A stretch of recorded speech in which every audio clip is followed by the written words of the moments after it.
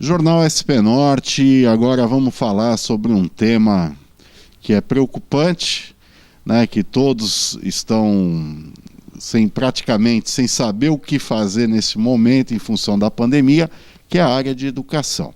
Não é bem não saber o que fazer, né? Muita gente já tem as suas opiniões, no caso de pais e alunos, assim como também as escolas, muitas delas continuam trabalhando, e é esse tema que nós viemos trazer aqui para vocês, com mais informações, enfim, para saber como as escolas estão se portando nesse momento, como elas estão trabalhando, e as perspectivas de futuro, de um breve futuro, né, já que o ensino esse ano praticamente foi comprometido. A área da educação foi o primeiro segmento, praticamente, a trancar as suas portas, ou seja, a aderir à quarentena, mesmo antes dela se oficializar. As escolas passaram a ficar fechadas desde o dia 12 de março. Né? A quarentena entrou em vigor a partir do dia 16. E até o momento é uma situação bem difícil, né? Já que o governo do estado abriu, né? A partir de hoje, dia 8 de setembro, já está autorizada, mas, por sua vez, a prefeitura, aqui no caso de São Paulo, da cidade de São Paulo, o prefeito Bruno Covas, por enquanto, não autorizou nem as escolas públicas, nem as particulares a abrir. E eu estou aqui no Colégio Augusto Moreira, colégio tradicional aqui no bairro de Santana, né? E eu vou conversar com o diretor Otávio Augusto Moreira. Tudo bem, Otávio? Tudo bom, vamos lá. Otávio, você viu a minha introdução falando sobre essa situação. Eu queria que você falasse um pouquinho, Otávio, fizesse um resumo primeiramente desse período de 6 meses que a gente vem enfrentando na pandemia. Porque vocês, como escola particular, tiveram uma condição um pouco diferenciada das escolas públicas, que se mantiveram fechadas. Queria que você fizesse um resumo de como vocês atuaram nesses 6 meses. Bom, a escola, todas as escolas trabalham muito com planejamento, né? Então tudo é feito no final do ano, no final de 2019, então a gente já está com o ano todo planejado, pensando em 2020. A partir de março, quando veio o decreto do governo proibindo as aulas presenciais, as escolas tiveram que se adaptar. Nós já tínhamos um projeto de recursos EAD e foi até relativamente tranquilo. Lógico que não foi como a gente esperava, né? Existia todo um planejamento para ser aula presencial, porém, os professores se superaram, correram atrás mesmo de ajudar, de dar o apoio, e hoje a gente até tem uma situação confortável.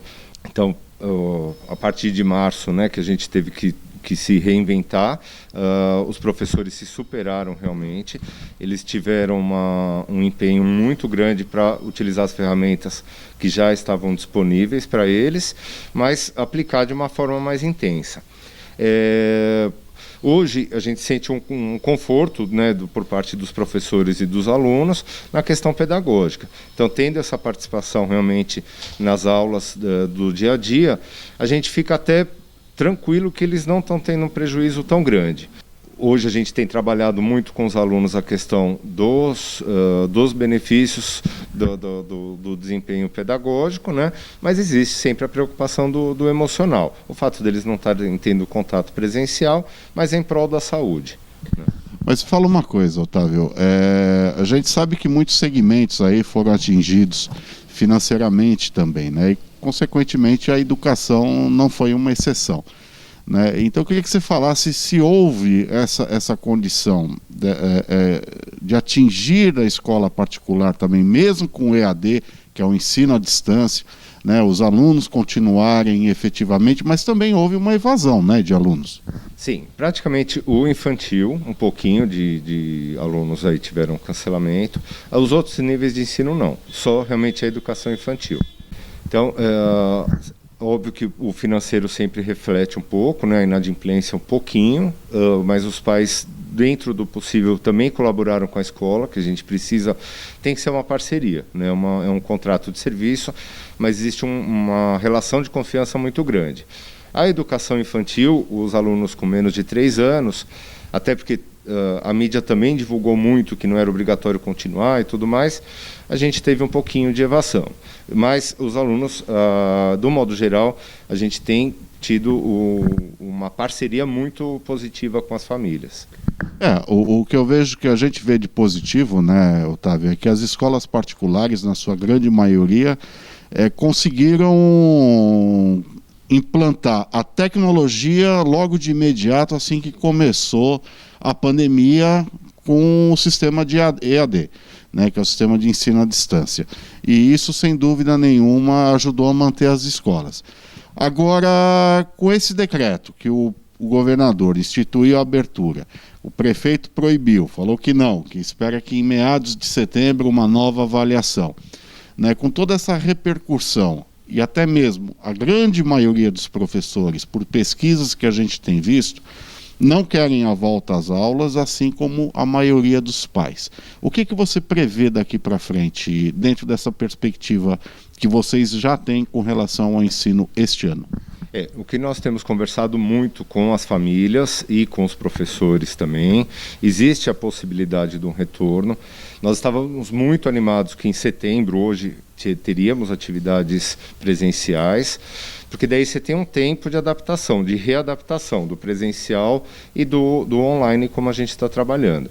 Nesse momento, a gente está muito na dúvida, assim, para os alunos virem outubro e novembro para a escola, não ter esse período de adaptação e temos medo de um prejuízo pedagógico, que daí vai ser uma nova readaptação para o ensino híbrido. Estruturalmente nós não temos problema, estamos prontos para isso, mas não temos uma convicção se é o melhor momento.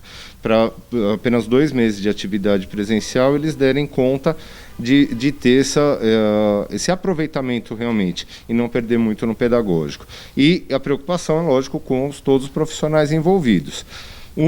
Mais uma preocupação muito grande realmente vindo, apesar de todos os cuidados e tudo mais, começa a ter um aumento de casos na região, vai ser colocado também a escola como uma corresponsável, né? Então a gente prefere no momento trabalhar, que se for só outubro e novembro, talvez realmente continuar com o processo online, que é o que está funcionando, eles estão bem adaptados e o prejuízo tem sido menor.